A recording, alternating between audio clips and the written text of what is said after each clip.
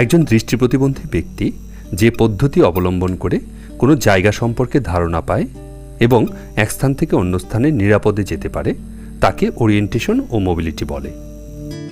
বাংলাদেশের দৃষ্টি প্রতিবন্ধী ব্যক্তিরা মোবিলিটির জন্য সাধারণত 3 ধরনের পদ্ধতি অবলম্বন করে।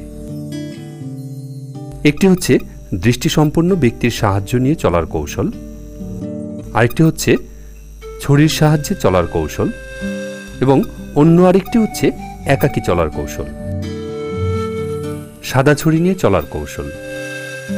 এই পদ্ধতিতে একজন দৃষ্টি প্রতিবন্ধী ব্যক্তি কারো সাহায্য ছাড়া একাকী সাদা ছড়ি নিয়ে চলাচল করে। সাদা ছড়ির মাপ হতে হবে ব্যবহারকারীর বুকের মধ্যভাগ পর্যন্ত। সাদা ছড়ি এপাশ থেকে ওপাশে নেয়ার সময় এর ব্যাসার্ধ হবে 2 কাঁধের চেয়ে সামান্য বেশি, যাতে পরবর্তী পদক্ষেপ সম্পর্কে ব্যক্তি নিশ্চিত হতে পারে। ছড়িটি ধরার সময় বৃদ্ধাঙ্গুলি ছড়ির উপরে ও তর্জনী ছড়ির পাশে লম্বাভাবে থাকবে এবং অপর 3টি আঙুল দিয়ে ছড়িটিকে নিচের দিক থেকে মুঠো করে ধরতে হবে। ছড়িটি নাড়ানোর সময় নাভি বরাবর হাত রেখে শুধুমাত্র কবজির মাধ্যমে হাত নাড়াতে হবে এবং এ সময় শরীর থেকে ছড়ির অগ্রভাগের দূরত্ব হবে 1 মিটার। এভাবে হাঁটলে দৃষ্টি প্রতিবন্ধী ব্যক্তির পক্ষে সোজাভাবে হাঁটা সম্ভব হবে। সবসময় ছড়ির সঙ্গে পায়ের তালু হবে বিপরীতমুখী, অর্থাৎ যখন ডান পা সামনে যাবে তখন ছড়ি যাবে বাম দিকে এবং বাম পা সামনে গেলে ছড়ি যাবে ডান দিকে, যাতে পা মাটি স্পর্শ করার পূর্বেই ব্যক্তি বুঝতে পারে তার পদক্ষেপের স্থান নিরাপদ কিনা।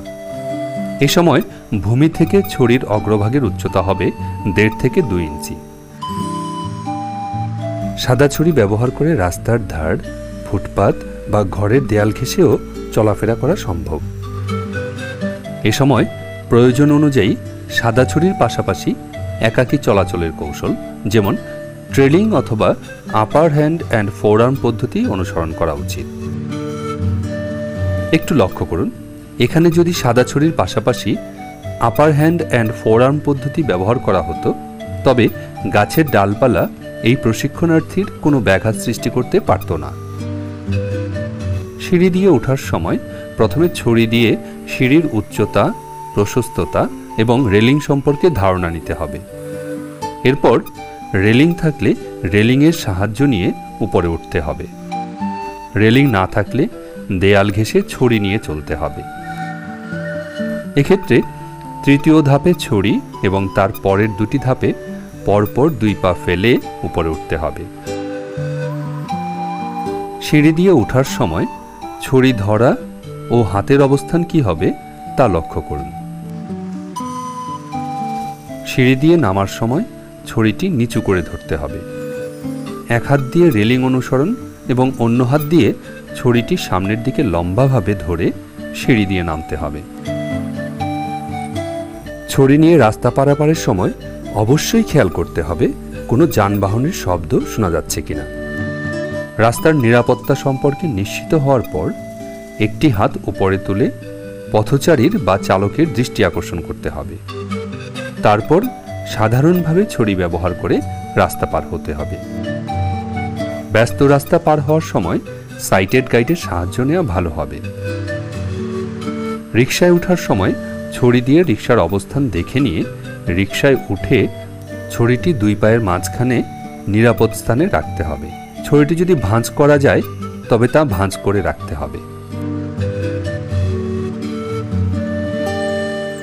সাদা ছড়ি নিয়ে দৃষ্টি প্রতিবন্ধী ব্যক্তিকে রাস্তায় পাঠানোর পূর্বে গাইডকে রাস্তা জরিপ করতে হবে এবং বিপজ্জনক জায়গা, বাধা, ল্যান্ডমার্ক, ক্লু, সিদ্ধান্ত নেওয়ার জায়গা ইত্যাদি সম্পর্কে দৃষ্টি প্রতিবন্ধী ব্যক্তিকে ধারণা দিতে হবে। প্রথম পর্যায়ে তার পিছনে গাইড হিসেবে থাকতে হবে। তার নিরাপত্তা সম্পর্কে নিশ্চিত হওয়ার পরই তাকে একাকী রাস্তায় পাঠাতে হবে। Sighted guide technique. যে পদ্ধতিতে একজন দৃষ্টি প্রতিবন্ধী ব্যক্তি একজন দৃষ্টিসম্পন্ন মানুষের সাহায্য নিয়ে চলাচল করে তাকে সাইটেড গাইড টেকনিক বলে। এই পদ্ধতিতে প্রয়োজনে কথা না বলেও যোগাযোগ করা যায়। এক্ষেত্রে সাহায্যকারী ব্যক্তি দৃষ্টি প্রতিবন্ধী ব্যক্তির সঙ্গে কথা বলে একই দিকে মুখ করে দাঁড়াবে। তারপর নিজের হাতের পৃষ্ঠদেশ দিয়ে তার হাতে আলতো করে স্পর্শ করলে দৃষ্টি প্রতিবন্ধী ব্যক্তি সাহায্যকারীর কনুইয়ের উপরে ধরে চলা শুরু করবে। তবে সাহায্যকারী ছোট হলে তার কাঁধে এবং বড় হলে তার কবজিতে ধরবে। চলাচলের সময় বিভিন্ন কারণে পার্শ্ব পরিবর্তনের প্রয়োজন হতে পারে। এ ধরনের অবস্থায় কিভাবে হাত পরিবর্তন করতে হবে তার কৌশল ভালো করে লক্ষ্য করুন। দৃষ্টি প্রতিবন্ধী ব্যক্তি সব সময় এক ধাপ পিছনে থাকবে। সরু পথ দিয়ে চলার সময় একেবারে পিছনে চলে আসবে। উঁচু নিচু পথের ক্ষেত্রে দৃষ্টি প্রতিবন্ধী ব্যক্তিকে মৌখিক নির্দেশনার পাশাপাশি উঁচুতে ওঠার ক্ষেত্রে কাঁধ উঁচু ও নিচুতে নামার ক্ষেত্রে কাঁধ নিচু করতে হবে। প্রয়োজনে দৃষ্টি প্রতিবন্ধী ব্যক্তিকে ধরে সাহায্য করতে হবে। সিঁড়িতে ওঠার সময় সিঁড়ির মৌখিক বর্ণনা দিয়ে রেলিং স্পর্শ করাতে হবে এবং দৃষ্টি প্রতিবন্ধী ব্যক্তি গাইডের চেয়ে এক ধাপ নিচে থাকবেন।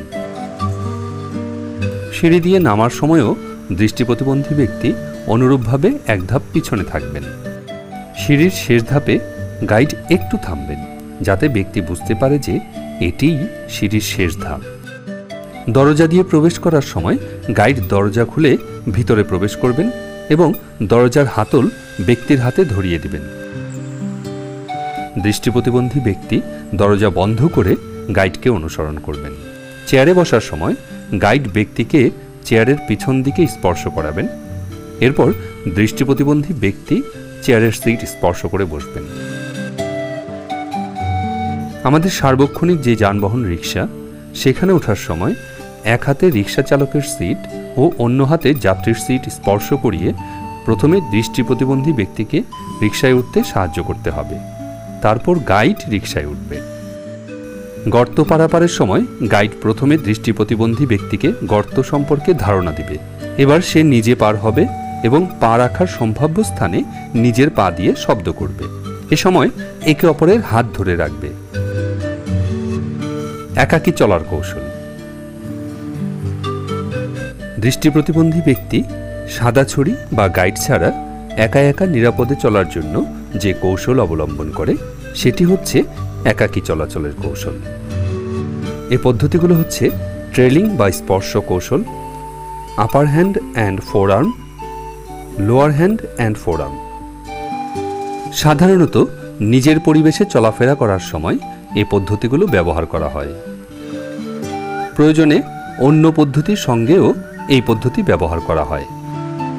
ট্রেলিংয়ের সময় দেয়াল বা কোনো আসবাবপত্রের সঙ্গে হাত ৪৫ ডিগ্রি কোণে রেখে হাতের আঙুলগুলোকে সামনের দিকে একটু বাঁকা করে স্পর্শ করে চলতে হয়। লোয়ার হ্যান্ড অ্যান্ড ফোরআর্ম পদ্ধতিতে হাতের পৃষ্ঠদেশ সামনে রেখে শরীর থেকে ১০ সেন্টিমিটার দূরে মাঝখানে হাত রেখে শরীরকে নিরাপদে রেখে চলতে হয়। শরীরের নিচের অংশে ধাক্কা লাগার সম্ভাবনা থাকলে এই পদ্ধতি অনুসরণ করা হয়। শরীরের উপরের অংশকে রক্ষা করার জন্য আপার হ্যান্ড অ্যান্ড ফোরআর্ম পদ্ধতি ব্যবহার করা হয়। এই পদ্ধতিতে ছবির মতো করে হাত কাঁধ বরাবর ১২০ ডিগ্রি কোণে উপরে উঠিয়ে শরীরকে রক্ষা করে চলতে হয়। পড়ে যাওয়া বস্তু খুঁজে পাওয়ার কৌশল। দৃষ্টি প্রতিবন্ধী ব্যক্তিরা তাদের ব্যবহার্য প্রয়োজনীয় বস্তু হাত থেকে পড়ে গেলে আওয়াজের উৎস খেয়াল করে সেখানে বসবে। তারপর ব্রেইল পড়ার মতো করে বা দুই হাতের তালু দিয়ে বৃত্তাকার করে খুঁজে বের করতে পারবে। এভাবে বস্তু খুঁজে বের করার জন্য বসার সময় আপার হ্যান্ড অ্যান্ড ফোরআর্ম ও লোয়ার হ্যান্ড অ্যান্ড ফোরআর্ম ব্যবহার করে বসতে হবে, যাতে বসার সময় কোনো আঘাত না লাগে।